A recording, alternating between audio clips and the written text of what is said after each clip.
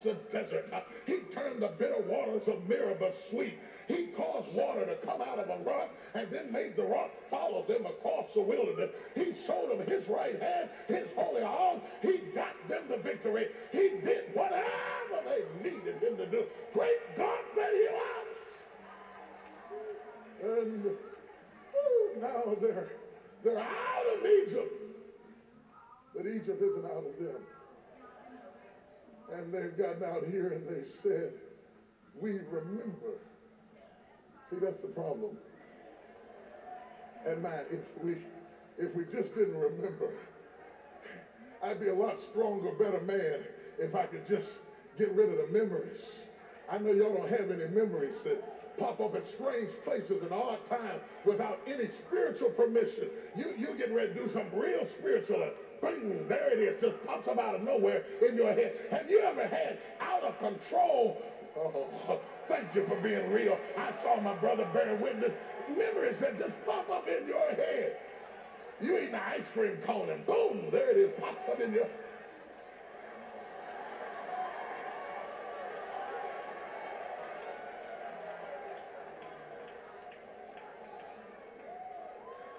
They said, we remember the fish we ate in Egypt, and the leeks, and the onions, and the garlic.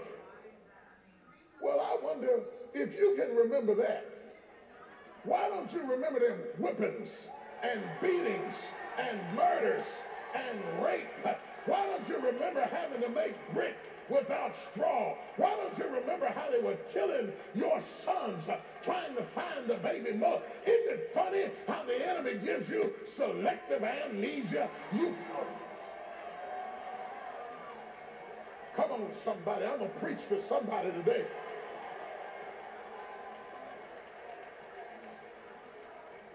I'm just going back to Fred. Because Fred is a good man. I mean, he is a good man. He's got his problems, but he's a good man. He would work every day. And I remember one Valentine's Day he gave me, do you remember how he kicked you and tried to strangle you and tied you with a belt? People have selective amnesia. They remember certain things. They forget other things. As good as God has been to them, they are now complaining to God, saying, all you gave us is this manna. And we remember the fish and the loaves, which brings me to, I'm going to share this with you. I don't give it to everybody. This is my private stash. It's Jake's wisdom. But I'm going to share it with you because you're my family. You are my family. Okay, so I can share it with you. This is what I call the 80-20 rule. This is the 80-20 rule. God has done everything they needed done except the food he served them wasn't spicy. So they are willing to give up everything that God has done to go back to taste garlic, leeks, and onions from Egypt. Let me break it down. See what we want, what we all want. We want somebody who gives us 100%. We feel like we deserve 100%. We want 100% in our husband, 100% wife, 100% job. We want 100% employed. We want 100% church. We want 100% pastor. We want to be 100%.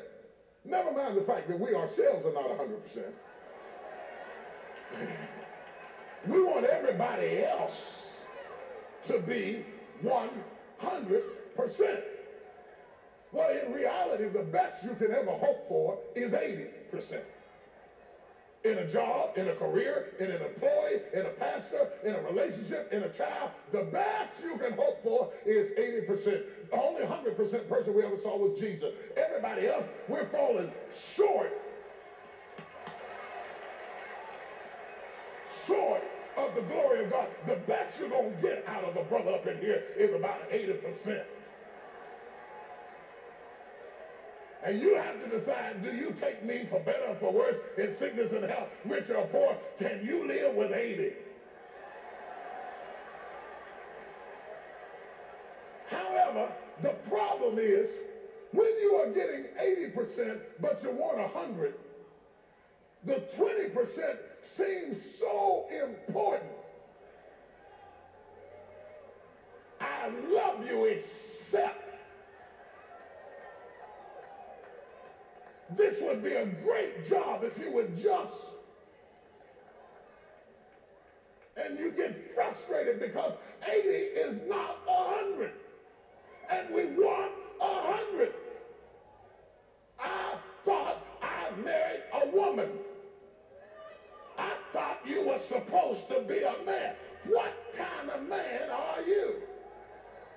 We want 100. You settle for 80. And here comes somebody who's got 20.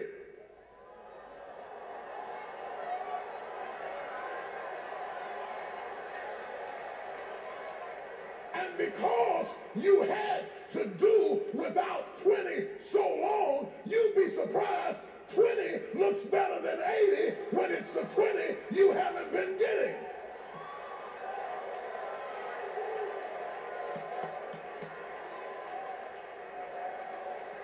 But the problem is, when you reach out to get the 20, you find out later that you left the 80.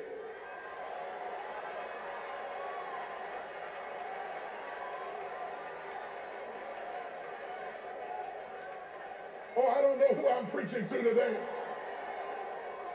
Maybe somebody who told you you weren't nothing and you weren't anything and you weren't anybody, but that's not what they meant. They just really meant you weren't everything.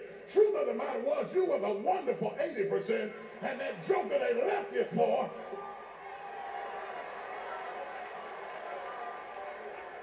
is a 20. That's why they're calling you back on the phone right now, because they realize.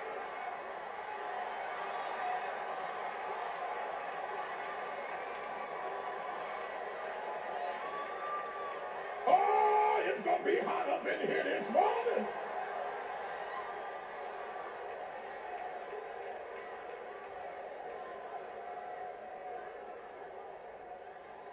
The next time you see somebody leave a great job, a great person, a great spouse, a great church, to go back to something that's just a 20, don't fuss at them, don't get angry, don't get upset. Even though they try to convince you that it's your fault that they left, just look at them and say, 80-20.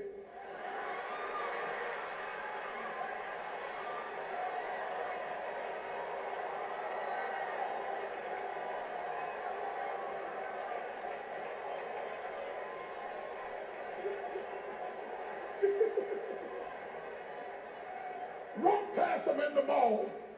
They're trying to make you feel bad, because they walked off together, and you just push your little shoulder card and just laugh, say, 80-20. Yeah, you got to know who you are. You got to know whose you are. You got to know what you got. You got to know when you got a good deal. You got to learn how to appreciate what God has given you. It may not be 100, but bless God, it ain't 20.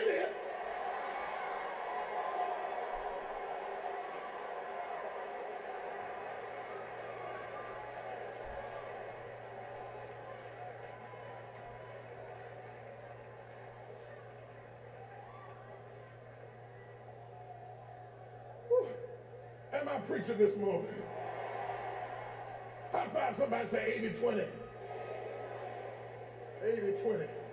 That's why the Bible said, hold fast to that you have. Don't let anybody mess you up just because they advertised 20% at a time you were feeling vulnerable. The devil is a lie. Look at him say, no deal, baby. You ain't but 20. I'd rather have 80 good than 20 bad.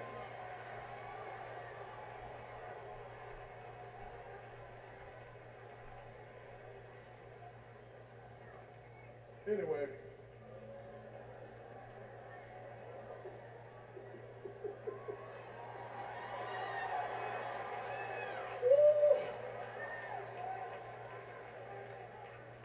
it is the 80-20 rule It happens all the time.